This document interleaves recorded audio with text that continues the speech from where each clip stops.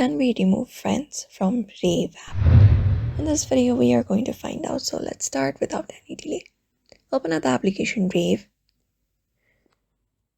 And then once you open up the app, what you can do is, in order to look for your friends list, from this given interface, tap on the friends icon at the top right.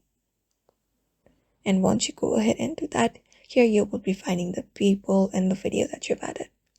So head over to the person that you would like to remove. And once you head over to their profile, tap on their profile name. Once you do that, here you will be finding status.